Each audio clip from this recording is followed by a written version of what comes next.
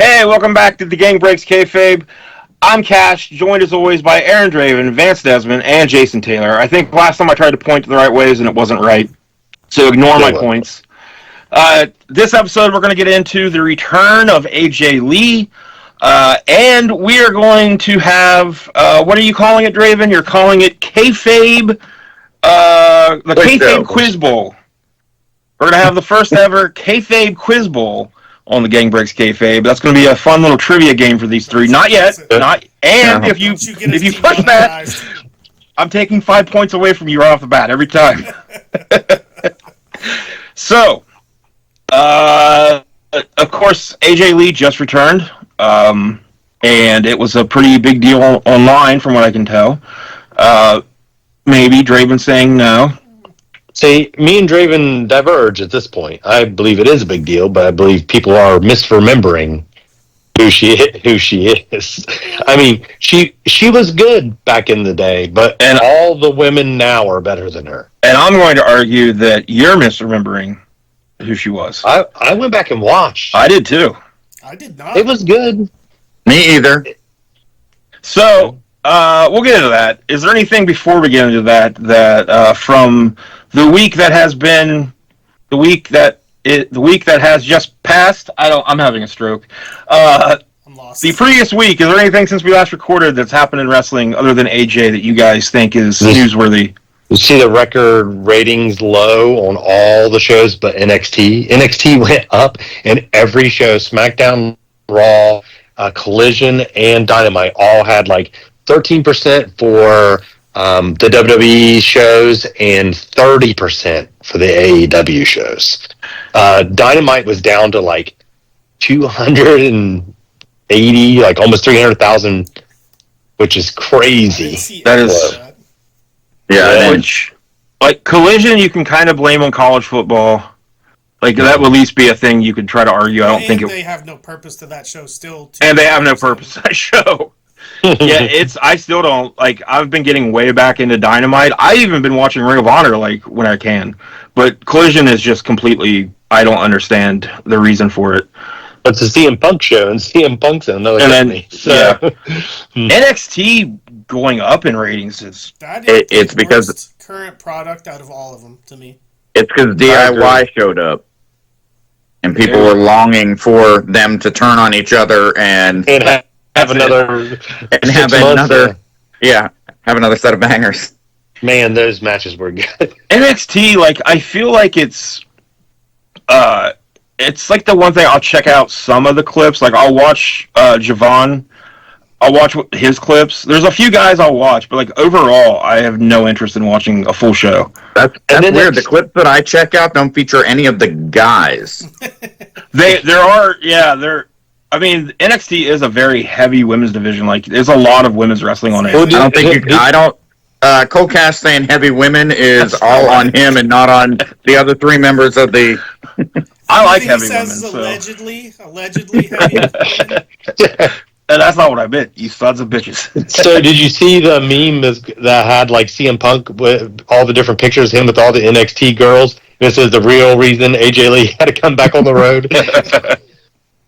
I haven't seen that one specific, but I've seen quite a few of AJ. There's one that Seth Rollins, I don't know if Seth Rollins actually liked it or not, but it says something about the real reason AJ and I forget who else couldn't cut it in wrestling or had to leave wrestling is because I think Paige was the other one, because they're too interested in getting the D or something like that, and apparently Seth Rollins liked it, but I don't know if that's true or not, but like I was like, that's the dumbest. If he did, like, god damn it. I did see where apparently the photo agency that took the pictures of Triple H and Stephanie when they were on vacation, apparently they're sending out lawsuits to like online sites and stuff that are using those images, because supposedly, even though it was their paparazzi that took the photo, it was like they weren't supposed to take them, and those photos got leaked allegedly.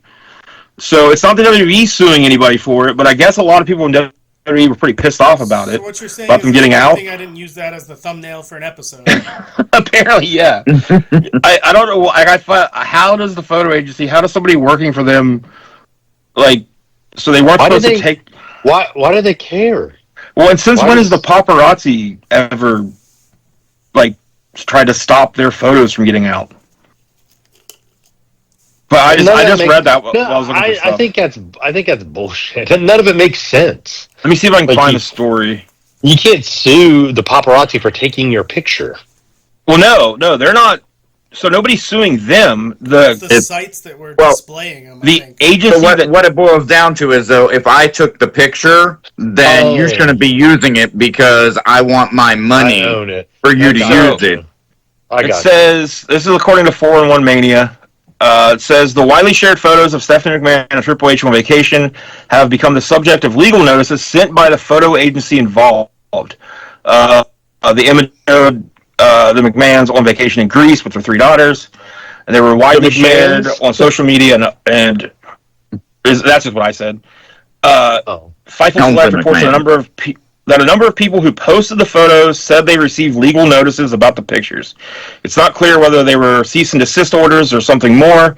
The site notes that they were told the notices came from the photo agency and not WWE or the family. The photos are said to have been paparazzi pics and not taken or released with permission. Fightful reports that a number of people in WWE were not happy with the photos, calling them an invasion of privacy.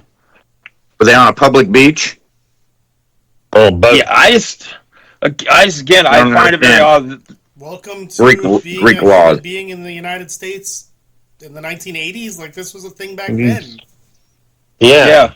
Well, that's the thing. It's like nobody involved in the pictures. Like Triple H, Stephanie, they're not the ones doing it. It's the agency that took the photo. Like, what?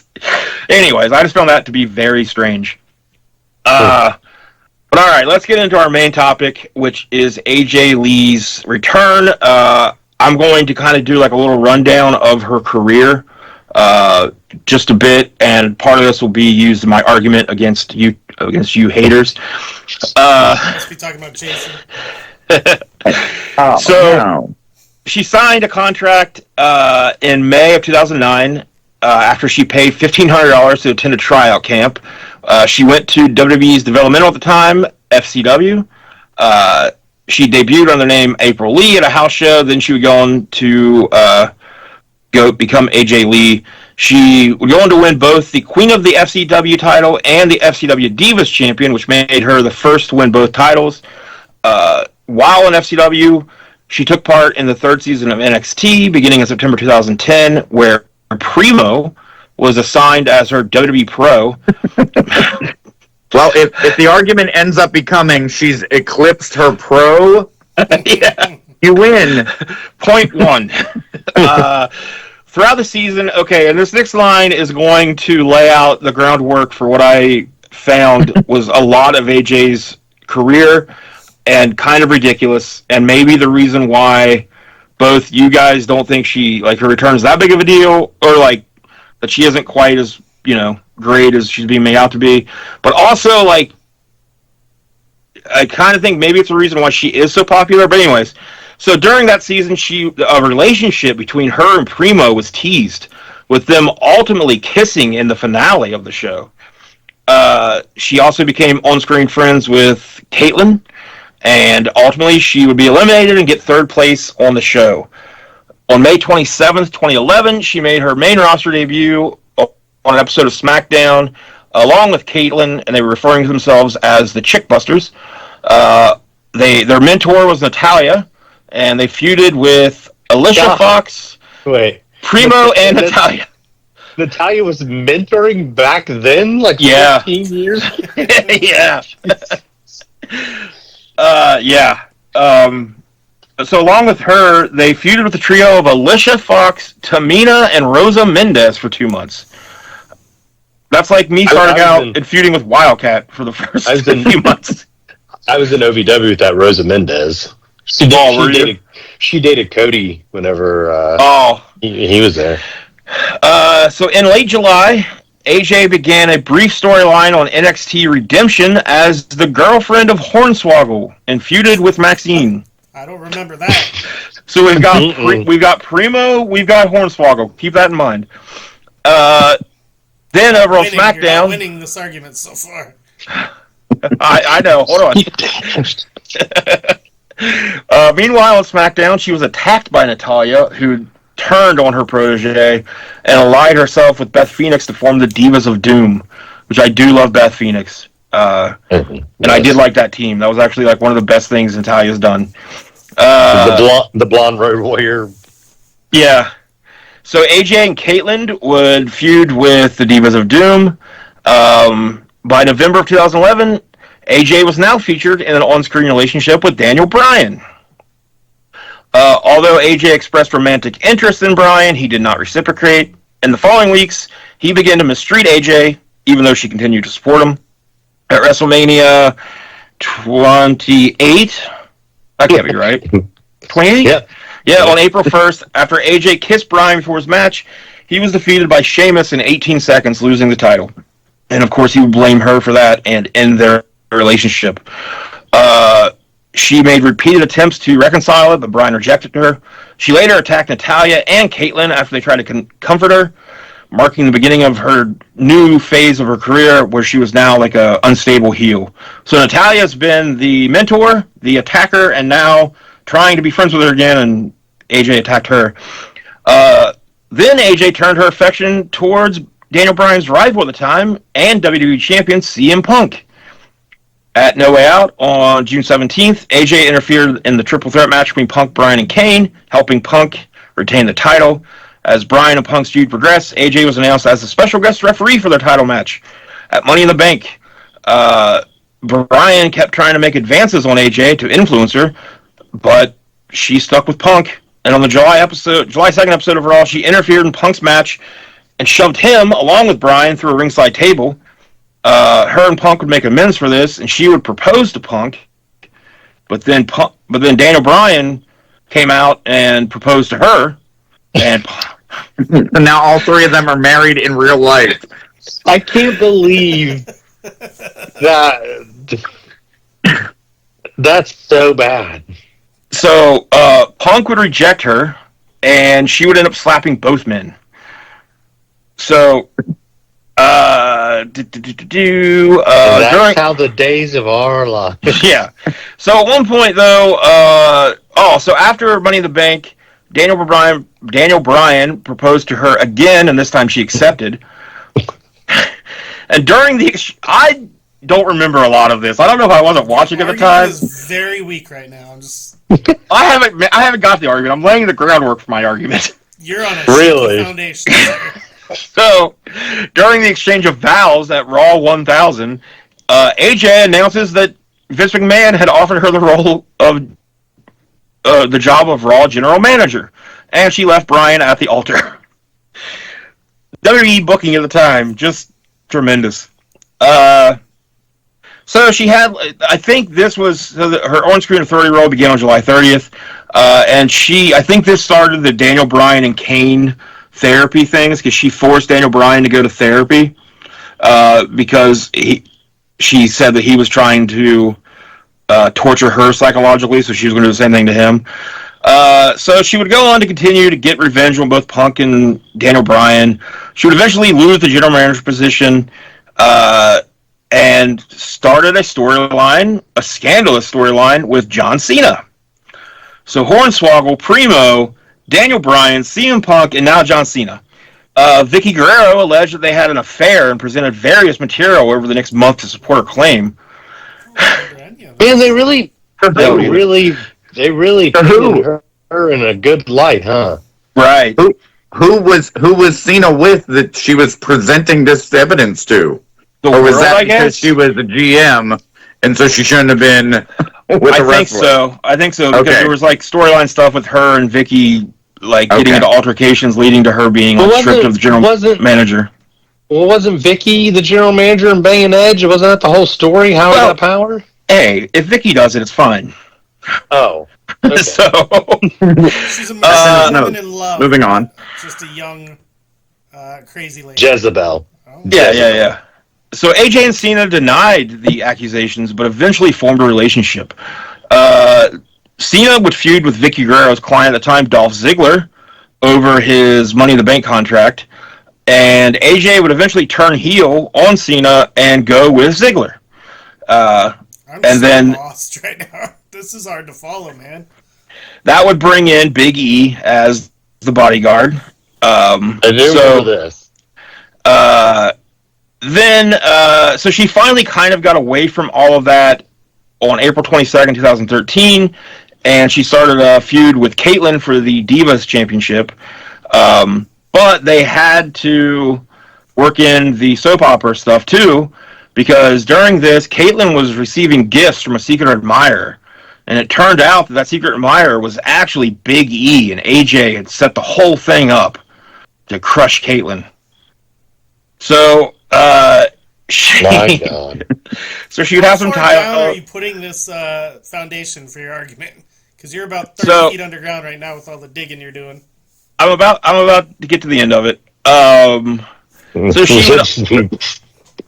she would then have she'd have a feud with Paige in the later years of her run. They would be friends. They'd be foes, back and forth. Lovers. And then she then entered a feud with Nikki Bella.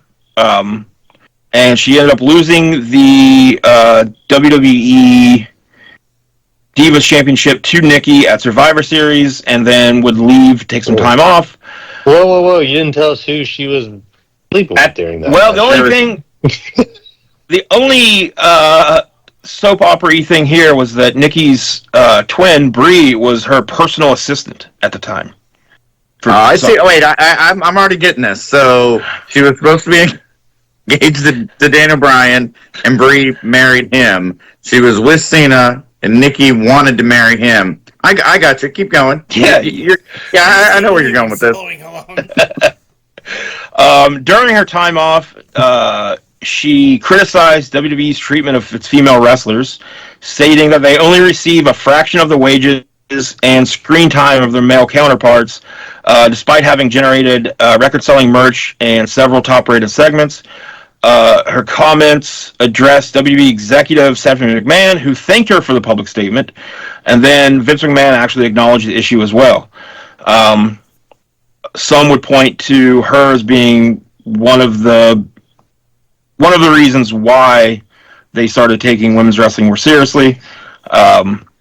So she returned on the March 2nd episode of Raw, saving her former rival Paige from an attack by Nikki and Brie Bella.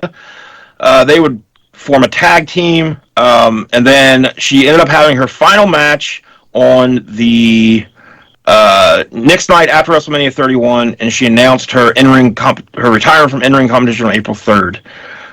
She said in her memoir that permanent damage to her cervical spine mostly led to the decision. And then, of course, she felt caught in the middle between WWE and CM Punk following his departure in January 2014.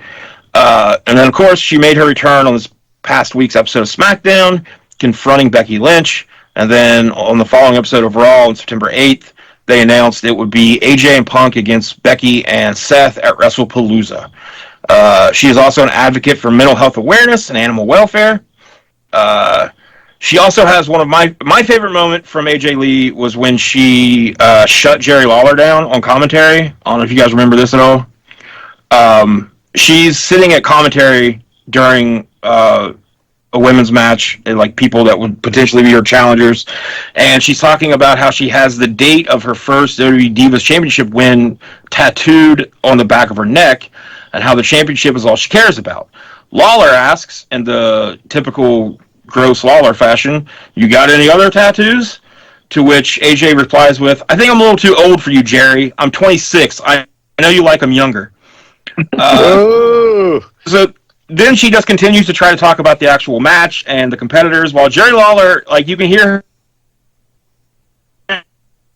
him. Oh no! Cash got Cash lost had a in the stroke. vortex. Wait, you had what? a stroke. I'm good on mine. No, we lost you. You froze and He all. continued to talk about the match while Jerry Lawler. So yeah, AJ keeps trying to put over the match and the women in the match and the feuds, that she might have, and then he's trying to talk over her, but it's not quite working. But he said, you can hear him say, "Well, you're a little too ugly for me, but that's okay." Oh, And she just completely ignores it, and JBL laughs like it's the funniest thing he's ever heard. But I guess in an interview later, she said that she just really didn't like Jerry Lawler and the way that he commented during women's matches. So she was always like, my character doesn't either. So if I ever get a chance, I'm going to make sure I, call him on his shit. But okay, so having said all that, here's a couple of my arguments for why I think this is a bigger deal to wrestling fans than you guys might think. Like, it's not a huge deal to me either because I wasn't younger during her run. Like, none of us, like but the I think, other three of us. the Okay. other three of you, you youngins. But I think at the time, so here's the women's roster in 2011 to 2015. Here's just, I'm sure people came and went, but here's during AJ's WWE run, 2011 2015. We had AJ Lee, Oksana, Alicia Fox, Beth Phoenix, the Bella Twins, Cameron, Emma, Eva Marie, Eve Torres, Gail Kim, Caitlin, Kelly, Karma, Layla, Maurice, Maxine, Melina, Michelle McCool, Naomi, Natalia, Paige, Rosa Mendez, Summer Rae, Tamina, and Trish Stratus. So you get some really good. Gail Kim's amazing. You got some really good workers in there. But for the most part, you have a lot of divas, like very attractive, they kind of sex sold.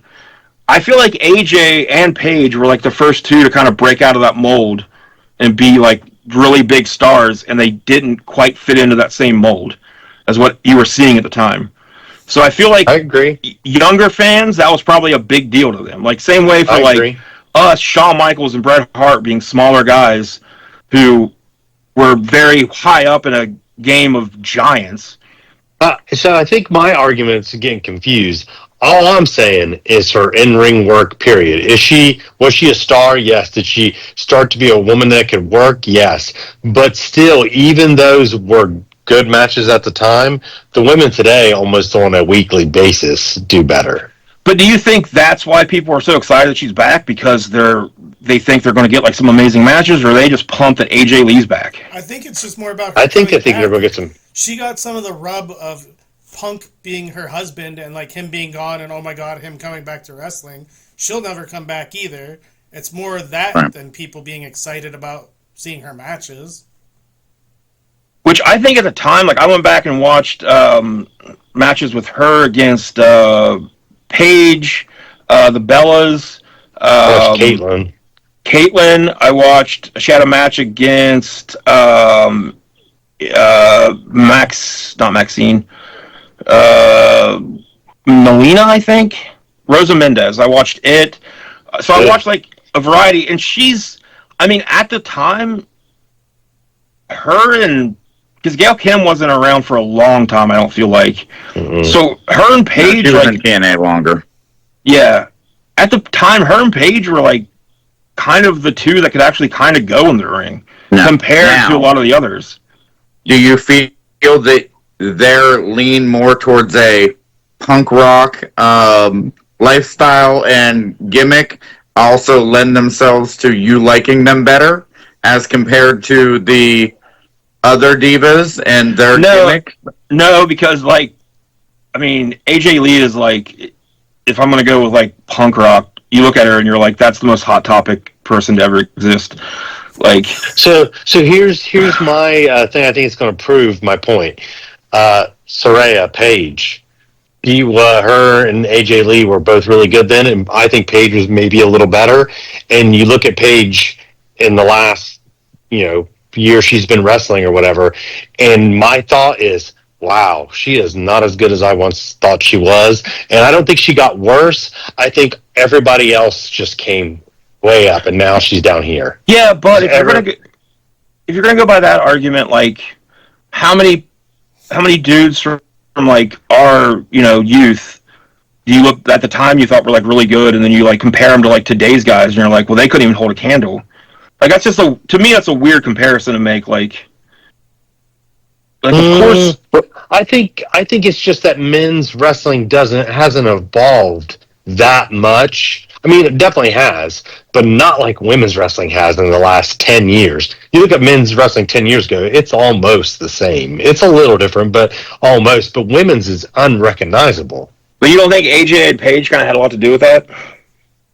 I think they might have started it. Paige and Emma was the big NXT match that really like kicked off that. AJ Lee didn't really kick off any of that. She was just, her gimmick was the anti-diva, and she went out and had like decent and solid matches, but compared to this era, not really much of anything. I do think also so she was clearly good enough on the mic and like as a character, sports entertainer, that for the most part she was more involved in like a lot of stupid romance angles than anything else. So, and I think maybe the excitement. She spent the majority of her time on the roster as a character versus a worker. Like even the people in charge thought, "Hey, she's got a good aura. She's got good charisma. She's good on the mic. Let's use that. Let's harness that." But she's not getting matches. Like, can you name a single match of hers? Seriously, one match that stands out. Her and Caitlyn? Well, just read some of them, but I mean, before today. I mean, yeah, I knew her and Caitlyn had some good matches. I knew because I was a big fan of Caitlyn. Because when you said there the dates, her whole run on the main roster was 4 years. And that includes wasting time being mentored by Natty and doing the tag thing with Caitlyn. Like, she spent probably more than half of her whole time as just a character that's not even working. So do you not think she was a good worker? I think she was good for the time. I don't think she's anything special compared to today's women. 100% agree. She's like the Lita of that middle generation. Yes. So let's go ahead and try to sell some T-shirts, and then when we get back, I want to talk about that next generation of women, and then we'll get into some trivia. Quiz Bowl. Kayfabe Quiz Bowl. Jason, I swear to God. But check out this commercial for some T-shirts, and then go buy some T-shirts. We'll be right back. Oh, this T-shirt is gross, but what do I do? It's all I got. That's the only shirt you've got? I might have a solution for you then. If you go to ProWrestlingTees.com and you search for Aaron Draven, which I think you guys can all see right there on the screen how to spell it, you can find official Gang Breaks Kayfabe T-shirts. That's right. Jason, can you believe it? I can't, but what I can believe is you can get your official shirt of either all of us, or you can choose which one of us you like the best and get just our shirt. Fine. Breaks Kayfabe, full logo on a pink shirt, or pick, do you prefer Vance, Jason, Cash, or Omega, and get a yellow shirt. Oh, I wish he wasn't doing that. That's so Let's get him a long sleeve shirt. So the only thing you guys didn't mention, But Draven, how do they find I'll bring those up the shirts price. again? They are $19.99 each, no matter what design you pick. ProWrestlingTees.com /wrestlers-t-shirts/Aaron Draven. Super easy to remember. Definitely not going to be on the screen here because you're going to be able to remember it without me even putting a graphic up.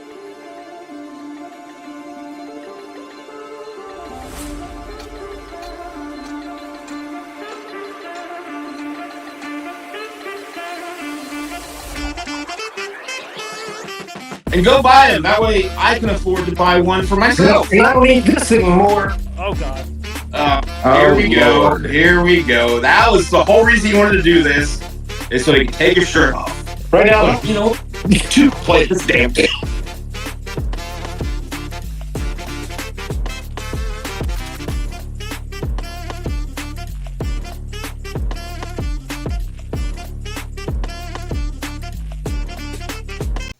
How many shirts have you guys bought in the time that it took for us to get back? Hopefully you've all bought at least a dozen. One for each of us. Because And right the now, group shot. I think Jason's beating us in the individual person I shirt think sales. it's 4 to 1 to 0 to 0. Yes. I'm not buying me. Yeah. It's weird that all four of us bought my shirt and you guys didn't buy your own. That is weird. I'll just look in a mirror. Well, I've you're seen all of you. our favorites. It's Yeah, we accurate. know who brings in the viewers. Yeah. Hey, and All right. Tim's actually been out in public and seen people wearing our shirts. I have, yeah. I sure have. Crazy. He was at Texas Roadhouse, and there was a very attractive couple sitting across from him. He kept trying to make the moves on. That we're both wearing shirts of the podcast. So Were he you got lucky. Well, was the male of this couple? I will guess who you're talking about. But were they wearing a shirt that had your face on it? It was a Jason shirt. That's all I've seen in public, actually.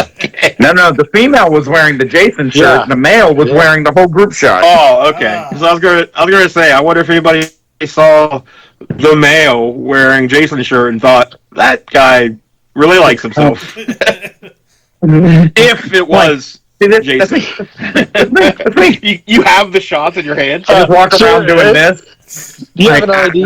Do you have an ID? Well, as you can see, I clearly Right. drink. Hey, I honestly was telling someone earlier. I said I'm clearly the party guy of the group. That's why I'm the only one featuring shot glasses on their shirt. I'm Jason, and I like to party. Tim, are you drinking the same thing I am?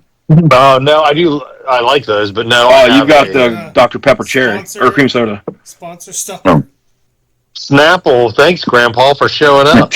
But it's kiwi Oh. strawberry. It's free. Sorry, that's what I'm mixing with. I guess since we all went that way. Well, A&W and Dr. Pepper, please sponsor us. Cherry limeade vodka. Please sponsor us.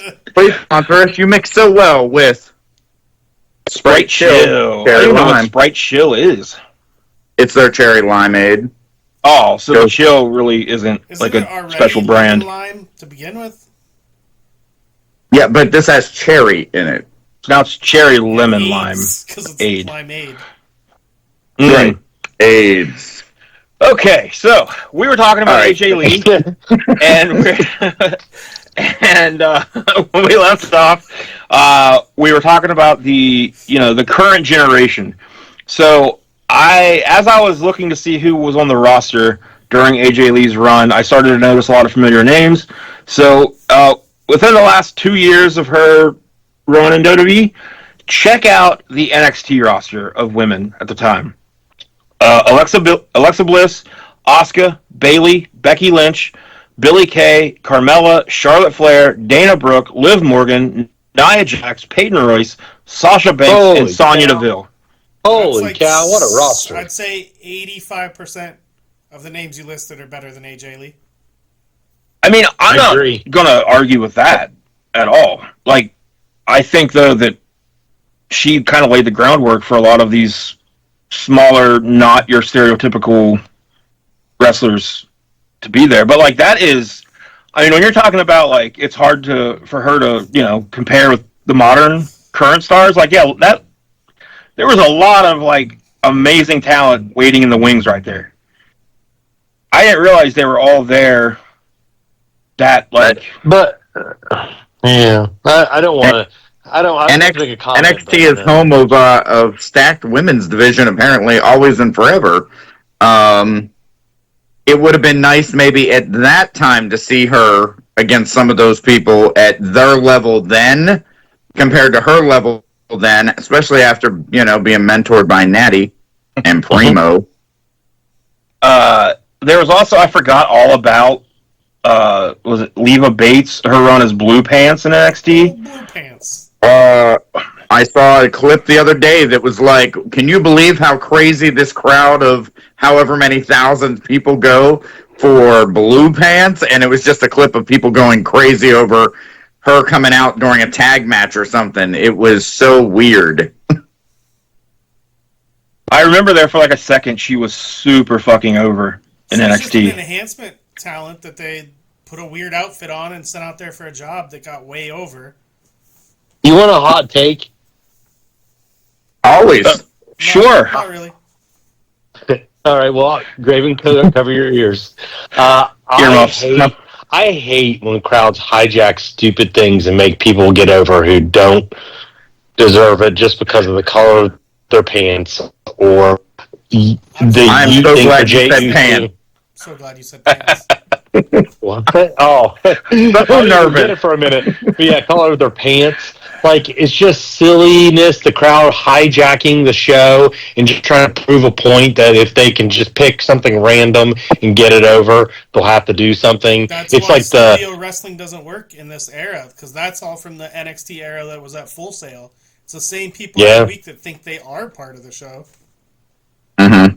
I feel like either a current guy or like one of the bitter old guys just said that same thing on a podcast recently. that was me. And Right. podcast just now. Both of those things were Vance just now. Man, you're really drunk. And or this was high. the podcast. How much have you drank tonight? I've Who had are we talking to currently? I've had 2 cans of A&W Zero Sugar. That's I'm wasted, man. You shouldn't be driving. No, I'm not. I'm not going to. But yeah, so I mean, I don't think. Okay, so I don't know if anybody won the argument. I think there's a pretty clear winner and loser on this one. We need the listeners to come in on this. I've got fat guy muscle. Don't make me. That's the winning. Only winners do that. You keep your arms down. You put them down. He won. We lost. He won. Oh, God, he ruined it.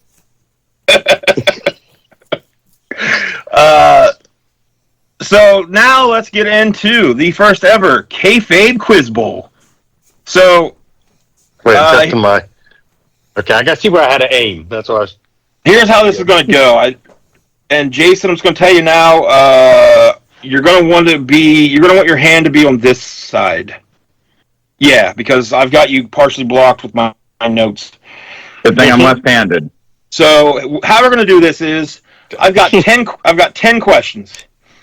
And there's a little bit of strategery involved because... Wait, here's a question real quick. You might say this, and I'm jumping the gun. 11 questions. If someone misses one, do the other 2 get to go again to try to get the right answer? He's trying to explain the rules, asshole.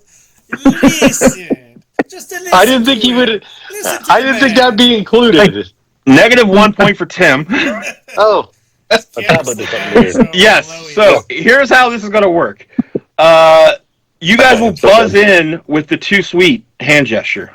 It'll be your buzz in, and it's going to be just whoever I think got the first. It's going to be a judgment First call. too sweet. So whoever gets the first too sweet up there will get the first crack at it. If they get it, they get 1 point for the correct answer. Here's where the strategy comes in. If that person misses it, then the next person who gets the too sweet up, after they miss it, they'll get a chance. If they get the correct answer, they get 2 points. If they get it wrong, the last person who did not throw up a too sweet in time will get a chance to get the answer. If they get it right, 3 points to them. If they get it wrong, no points to anybody. So you can kind of do this to where, like, do you want to kind of like lay back and hope that No one is going to answer anything. You're getting them all wrong on purpose. Do I get to buzz in again? Can I? No. Okay. You get one chance per question. Loophole. So before we really get into this, though, I did want to mention, so while I was just doing some random searches for things to try to find some trivia, I was just typing in, like, a bunch of wrestlers' names and then being, like, trivia, then putting trivia. And then Google... You got me all jacked with too sweet, so I'm sitting here, like, while you're talking. You're jacking with the too sweet? That's a new way Turn it to do it. Yeah. Anyways, so one of the guys I put in was Will Ospreay trivia. So according to Google's AI, he wants to be a mailman. Does he want to be a mailman? I know that's true actually because I watched that episode. He loves Krispy Kreme. Winza. Yeah. So He's a human being. At first, I see one thing that I was like, "Oh shit, we know somebody that shared the same favorite." It says that in his childhood, he was a fan of light heavyweight wrestling and cited Eddie Guerrero and S.A. Rios as S.A. his. Rios, JD's long lost fucking lover, man. I was like, wow, that's two people that we know are huge S.A. Rios fans. But now I don't know if that's true. Another thing that it says is, and this is probably true, he, was in backyard wrestling, which I know is true, but he wrestled under the alias Extreme Dude, which could be true. I've heard worse. Didn't face Draven. He's like, yeah, okay. So here's the part where I started to have to go, wait a minute, is any of this true? Like, it says in his WWE career, which right off the bat I was like, It says that he achieved success in WWE, winning the Intercontinental Championship and the WWE Championship twice. I don't remember those title reigns. Did you misspell his name? I did not. Are No. you relating WWE with New Japan? Because he probably had 2 runs of both of those versions. It lists the New Japan runs in there. Yeah. So it just randomly decided that Will Ospreay was a former Intercontinental, and Now, if that happens, the machines know more than we think they do. yeah. So keep an eye out for that. He's not really injured. He's getting ready to debut at WrestlePalooza.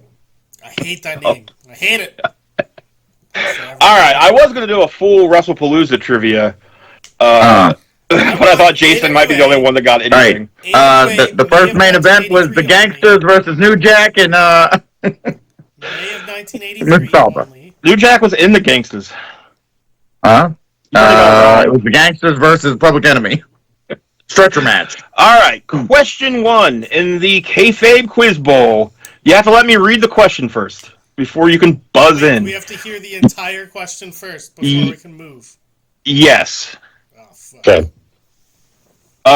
Should I say question mark? So you know them. Say question mark.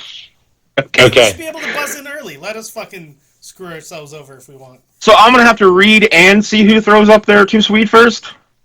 Oh, no, I'll just tell you it was me. you just worry about reading it. We'll go on the order system. Question 1. What celebrity defeated Bob Backlund in a game of chess at WrestleMania 11? Question mark. Draven. Jonathan Taylor Thomas. 1 point for Draven. Wow. JTT. And then, Baby. who would Bob Backlund go on? This isn't worth anything, but who would Bob Backlund go on to wrestle with that on the same show? Bret Hart. Yes. So, hell of a night for Backlund. JTT and Bret Hart. All right. Question number 2. Who were the 2 participants in the first match that Dave Meltzer gave a 6-star rating to? Question mark. Draven got it up first. Okada and Omega. That is wrong. Ooh, I'm at 0 points. Fuck. I will tell you, this is a little unfair. Read it again. I can't give you a hint because that wouldn't be fair to Draven. Who were the 2 participants in the first match that Dave Meltzer gave a 6-star rating to? Question mark. Dun dun dun dun dun dun dun. They don't want Dun dun they dun lose dun. if they buzz in and get this one wrong? No, they just don't get any points. Wait. Draven, you didn't lose a point. You still have your point. Yeah, you still have your point. Oh, I thought you lose a point if you're wrong. No, you don't get the point, but you don't lose. You don't go negative. Buzzing first every time. Jason. Ospreay and Okada? No. Tim, you get a guess. Free guess. How about it? Say Okada and anybody. Yeah, it's Okada. I'll go with Okada and Tanahashi. You were all... Can I have a second guess? Yeah, sure. If you're not going to get it, go ahead. It won't be worth anything. Is it Omega and Jericho? No. You guys... Tanahashi and Omega. Okay. Steamboat and Flair. Yes. Oh, fuck. So, really? check this out. Ric Flair and Ricky Steamboat got the first ever Dave Meltzer... What? Ricky Steamboat Jr. Got the first... Kids, download last week's episode. Go for it. got the first ever 6-star match from 6-star rating from Meltzer for their match at a house show in Landover, Maryland. What? But this was in '89, I think. But here's the crazy thing. So, this is from the Wrestling Observer back around that time. So in Landover, Maryland, Steamboat pinned Flair in 32 minutes of a match, which blew the top off the 5-star scale. This match was significantly better than their Chicago match. So the Chi-Town Rumble had just happened like a couple months previous, or a month prior to this, and deserved something like 5.5 to 6 stars as a fair grade. Those in the know were amazed at how good this match was, particularly when they realized they had another match later that night in Philadelphia, which wasn't as good, but was still a fantastic match. That match got 4 3/4 rating. Oh, okay. So side note: if this was a house show, how is he seeing all this stuff at that point? And is there still video of this? There might be, but he was. I mean, I'm assuming he was there. I'm begging, if there's video we can find of this, we do a watch along. We watch the first ever 6-star match and talk about it and see. Video because he's not going from New York. He didn't have a private plane to get from the. No, it's true. Well, but he could have been at the New York one and saw the Philly one, or whatever it was. Maryland. Landover, yeah, Maryland to Philly. He could do that. If the wrestlers can do that, I mean, the wrestlers have to, the crew, and I mean, they have to have. Went bankrupt. He was flying them back and forth in private jets. Who was? Crockett. Like, Meltzer? Top guys. I thought you said Proctor. Yes, Zach Proctor. Zach Proctor Jr. and Steamboat Jr. in a private jet with Meltzer. It was, but the business had to cost a lot. Yeah, it was '89. So February 20th, 1989 was the Chi-Town Rumble. And then they had the double shot March 18th, '89. And then April 2nd, '89, they had Clash of the Champions 6, where they got 5 stars. And then May 7th, '89, Wrestle War, which got 5 stars. Jesus. But they got 10 stars in one day. That'll never be duplicated. They got, Wait, if you give me 15 matches in one day, I can hit it. Yeah, they got 10 3/4 stars in one day. That's crazy. Yeah, so no points there to anybody. Trivia question. I mean, it was clearly the original question was way too easy. Yeah. As I say, I think my original question was hard enough. And we were also pre-told there would be no New Japan wrestling questions, so we should have known. Yeah. Yeah. We'll have to, if we can find that match, then we'll have to be. I would love to watch it. Yeah. Okay. Question number 3. Who holds the record for the most Ring of Honor Heavyweight Championship reigns? Question mark. Vance Desmond. Samoa Joe. That is not correct. Jason Draven. I'll go. Draven. I'll go Jay Briscoe. That is not correct. Jason, you get a guess here for 3 points. It's BJ Whitmer. No, that is not correct. He sounded so sure too. he sounded so sure that for a second I was like, did I get this wrong? Oh yeah, no, I know who it is. Give me the 3 points. I thought I saw Cash's face and saw Cash think, did I get this wrong? Yeah. He did say it very confidently. Second guess. Okay. Kevin Steen. No. The record holder with 3 Ring of Honor Heavyweight Championship reigns is Adam Cole, baby. Wow. I think Joe is second with 2. Nope. That's crazy that it's that low of a number. I was also assuming it was going to be someone under the current Ring of Honor that we'd be like, oh, they're still in Ring of Honor or they're still working. So, or number Jericho, 2, Roosh had 2. Jericho has 2. Bandito has 2. Yeah. Your boy Bandito. I think Jay Lethal has 2. Claudio, yeah. There's a bunch of people with 2. BJ Whitmer. So Usually, anyone who's Ring of Honor champion and a good one ends up moving on to the Fed. Yeah. In like the heyday. Well, he did. Yeah. Oh, yeah. Okay, question 4. Draven is winning 1-0. Pay close attention to this question. No, you can't make me. And this one, I'm not gonna say question mark. I'm gonna say period at the end of it, I guess, because it's not really a question. Name at least one of the 3 people who interfered on behalf of Jerry Lawler during his match against Tommy Dreamer at ECW Hardcore Heaven 97. Period. Draven. Sabu. Not correct. Really? Tim. Steve Corino. Not correct. Oh. I distinctly remember this too. Like, I would have been able to get at least one of these. Jason, you get a guess. It is Doink the Clown.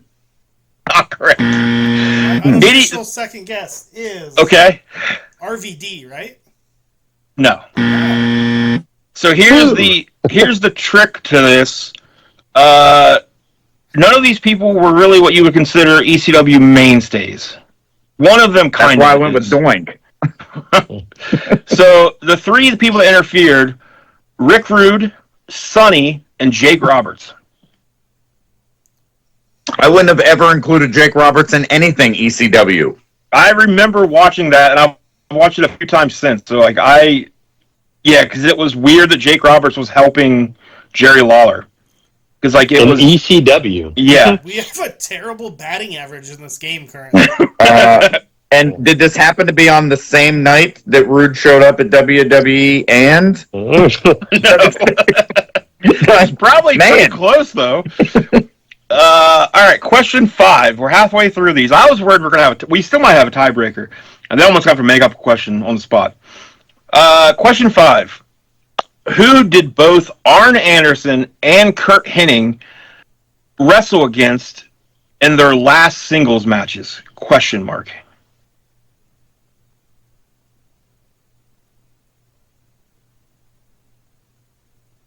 I'll give you guys a hint. So Arn Anderson's was in 2000, and Kurt Hennig's was in 2003. Draven. Wait, what year was Arn Anderson's? 2000. All right, I take mine back then. Okay.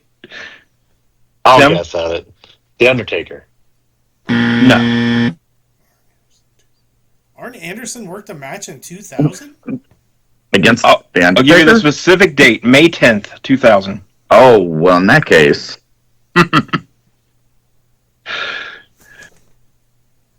Draven. Fucking shot in the dark. Chris Candido. No. It is Canyon. Jason's kind of the closest, just because this guy teamed with somebody that resembled Canyon.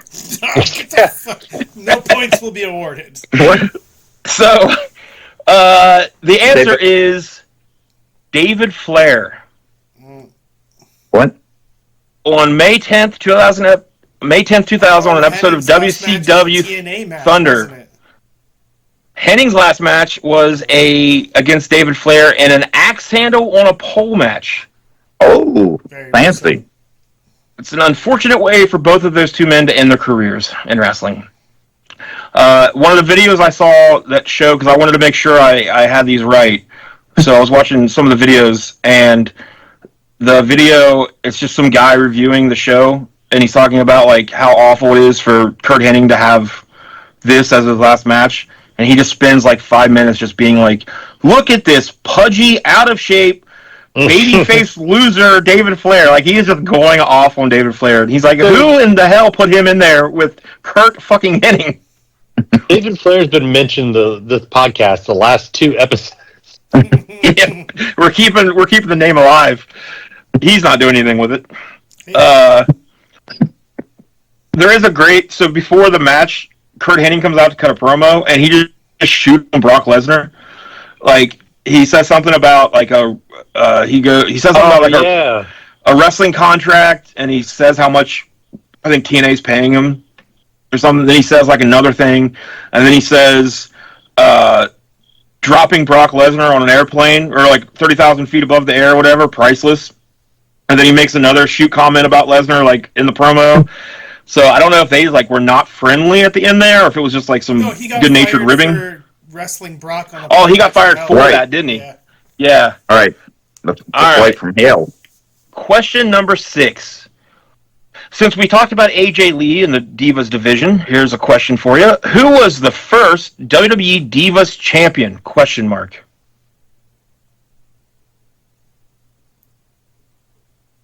I'll give you guys a hint.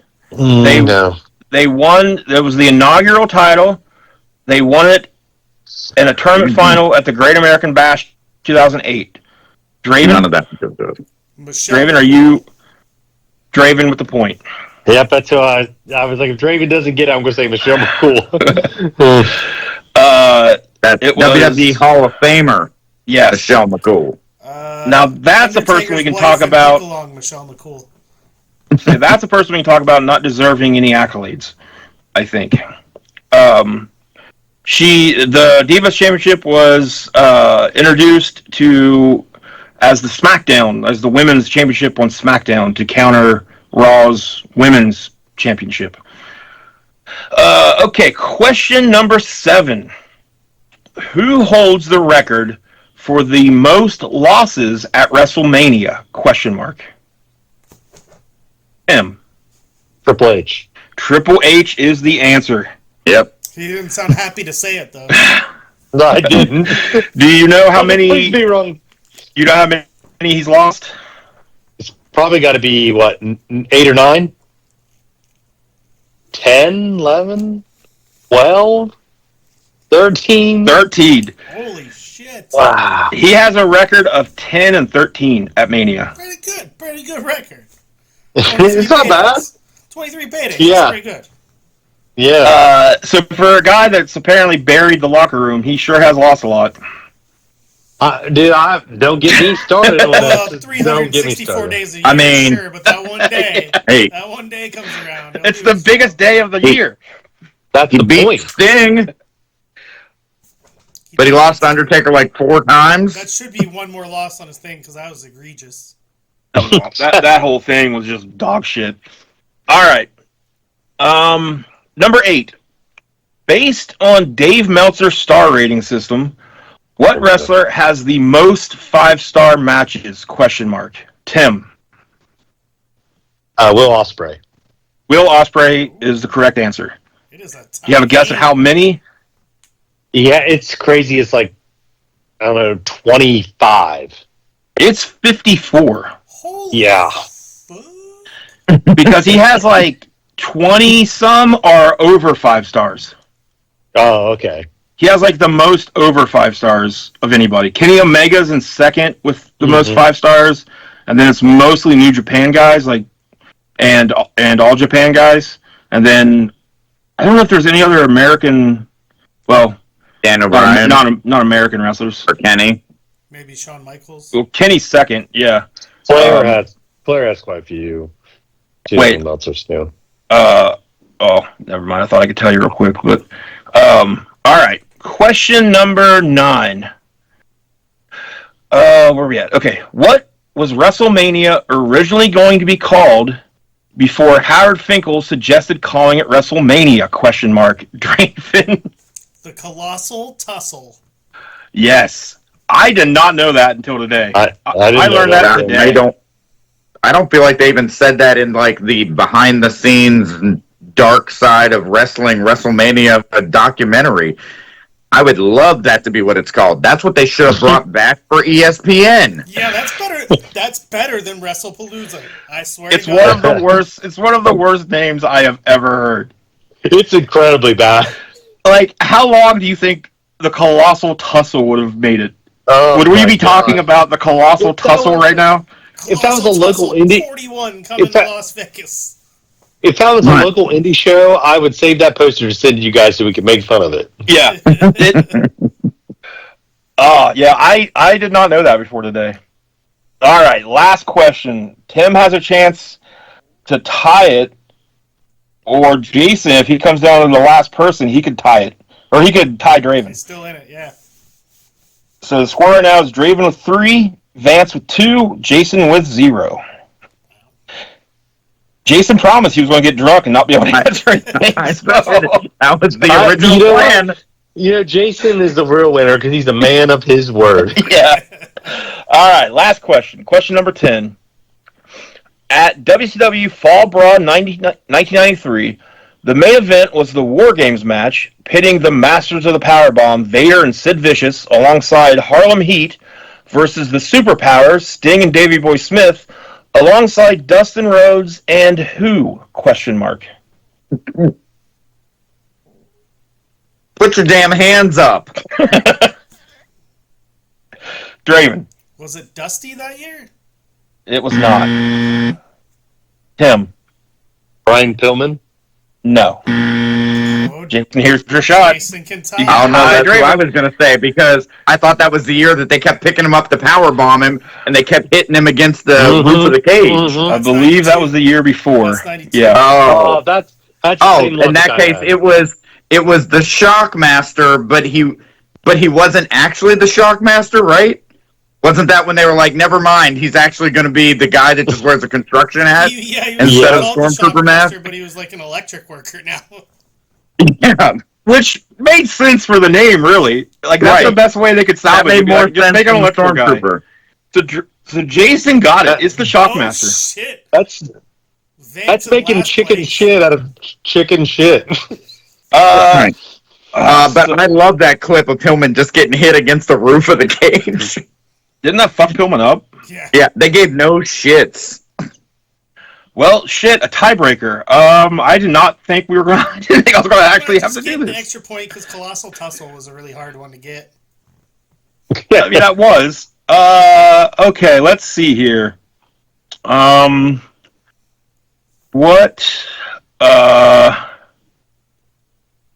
What match or what? Okay. I don't think either of you guys are going to get this one. Maybe you will. Okay, so this is a part of my follow-up to this.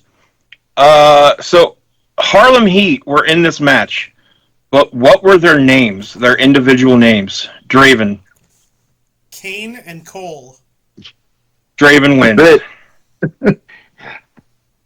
So, good job, Draven. The first official Kayfabe Quiz Bowl Right. winner. Before that, you officially get to hear. Show me the money. Boomerang, baby. I hate baby. that part. Do you remember that was Vince McMahon's $1 million giveaway song they would play on Raw every time they did Every Donald Trump's theme week. song.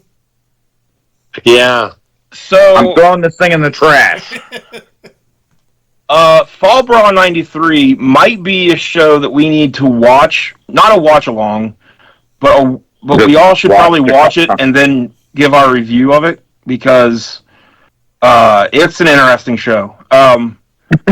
I just watched it the other night, and it opens up with a banger. It's Steve Regal versus Ricky Steamboat, and then we also get so this was the first WCW pay-per-view after WCW and NWA parted ways. So Ric Flair was originally scheduled to defend the NWA World Heavyweight Championship against Rick Rude, but that became Flair defending the now International World Heavyweight Championship against Rick Rude. I remember that. Yeah. That match is pretty good. It's a little long, but it's pretty good. So Harlem Heat, the reason why I was going to talk about them is because leading into this match, Colonel Parker had just brought them in as Harlem Heat. And do you guys remember the original story for them? Yeah, Them it was brought Hulk in? and Hogan. No, that was later. Cass, can you go ahead and read what that promo was real quick? No, I cannot. No, Okay. I cannot. right, Quick what was Google that search for anybody that wants to find it. Originally, they were brought in as ex-convicts that Colonel Parker won in a poker game, and he led them to the ring in chains. They didn't even let that air on TV. They filmed it. That was their debut. But Turner Yeah. executives refused to allow that to air, and they made them change it. Well, Wow. good on those Atlanta, Georgia executives for knowing better. Which is pretty shocking that they were Right. like, we don't know about that one. This is Turner and all, but we do have But- some. But come on, guys. And then this was something I found interesting while I was looking for questions. Just on a random Reddit thread of wrestling trivia. So Britt Baker and Adam Cole met through a dating app. I knew. They were. I did not. I guess Britt wasn't exactly in the business yet, but she was going to shows and stuff, so she knew who Adam Cole was. But Baby. when she saw him, she was still not. She didn't even realize that was him. I found that so strange that two wrestlers. you No, call- they didn't are you start calling- dating until she'd been a worker for a long time. Oh, she had. Okay, that part was not true then. That I read. Damn AI. I think the story I heard, she was an extra at an ROH show, and that's how they met because he was on the ROH show. Oh yeah. Apparently, though, they both talked about it where they met each other through a dating app. Probably that night on the dating app. Yeah. Oh yeah, I know you. So yeah, Draven gets bragging rights until the next edition of Kayfabe Quiz Bowl. I'll have to get some belt to hold up here for. It's decade annual, so every 10 years we'll do this quiz bowl. Here's what I was hoping. When you said no New Japan and Tim said, if you asked me to name 5 workers, I couldn't do it. I was really hoping, especially since we were throwing it up, one of the questions was going to be name 15 members of the NWO across the years. Oh God. You just name any WCW guy except for Sting. Well, no, Sting was written. Sting was in it too. Sting and Imposter Sting. He was there twice. Anyone but DDP. He was the only one who never joined. He was never in any of them. Wow. No, none of them. So here's the Meltzer 5 wrestlers. Okay, so Will Ospreay has 54 5-star or above matches. 29 of them are above 5 stars. The highest rating is 6.5.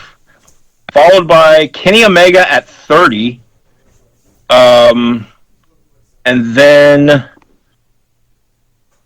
Okada, Masawa, Kabashi, Kawada, Shingo Takagi, Hiroshi Tanahashi, Akira Tao, Teu, Kota Ibushi, and the Young Bucks are tied at 14. So not a single WWE guy in the top 11. Right. It's crazy, because I would have thought Bryan Danielson, And again, for Shawn whatever Michaels, reason, Eddie. when we talk, I mean, I know he's been doing it for years, but whenever we talk about the scores, I just instantly go to the last decade. I never think Masawa. Yeah, he has been doing it for a very long time. 40 years now. Yeah. So, yeah, we'll try to hunt down that Flair and Steamboat house show match. That's all we're going to concentrate on doing the rest of the night, all 4 of us. We'll do a watch along of it. But we'll also probably, if you guys have any suggestions, people listening, or you 3 have any suggestions for a show to watch and review, I'll throw out Fall Brawl 93. But I'd love for us to all watch a show and then come on here and give our review of it. And listeners, there will be another Kayfabe Quiz Bowl at some point. You got Cash's individual. Send him questions that you want to hear us try and It's answer. gonna beat me from all these burner accounts, so I can keep winning. It's funny how he instantly thought of that. It didn't even take him a split second. Right, Burner account, been there, done that. Yeah, what's my email on here? Sexy Cash 16. That's it. 6969. Cashbreakskayfabe at outlook.com. You can send any suggestions you might have for the show, or just, tell us how much you hate us. You're going to put the... Yeah. In the comments, you can leave suggestions. But yeah, congratulations to Draven for winning the inaugural Kayfabe Quiz Bowl. You will be in the same trivia as who was the inaugural Divas champion. You'll be in that same category now. Inaugural winners. Future Hall of Famer slash. Soon. Yeah. He's gonna get your name tattooed across his neck. I wanted to say that, but I was like, no, I shouldn't say that. But Draven did it. Draven will be across the back of his neck. So I can see it. Well, never mind. Yeah. Oh, you think you're gonna be the one delivering? You're talking about the goddamn Undertaker. You're the catch Draven for sure. Yeah, that's what I'm saying. He has replaced hips. Actually, he's gonna big evil. He's gonna tattoo his name on Draven's. Draven's gonna have a tramp stamp of Taker. Yeah, not bad. It could be worse. Bad. I've seen way worse. Yeah. Who was it in WWE that had a tramp stamp? Brock. Well, Batista too, right? No, he's at the belly button around the belly button. Wasn't there a guy that only had a tramp stamp tattoo though? Judas Thorne. I feel like it was like Stasiak or one of those guys. One of those new breed guys that came to WWE. Lance Archer before he got the cover up and turned it into a whole back piece. Maybe that's what I'm thinking of. Yeah. That's your only solution, really. All right. Well, I think we broke all the kayfabe we can break here tonight. Let us know if you think AJ Lee's return, what you think about it. And if you have any suggestions for trivia questions or ideas for content for the show, hit us up. You can hit me up through my email, or you can leave a comment under the video. Also, check out our TikTok. I'm going to start posting clips of the show on there now that we have good audio and picture. So the three of you, that is homework assignment for you too. If there's any moments you think of in the last 2 episodes that should definitely be clipped and put on TikTok, let me know. Make my life easier. I'm just going to copy Draven's homework, so. Okay. Well, until next time, hang on to your butts or something.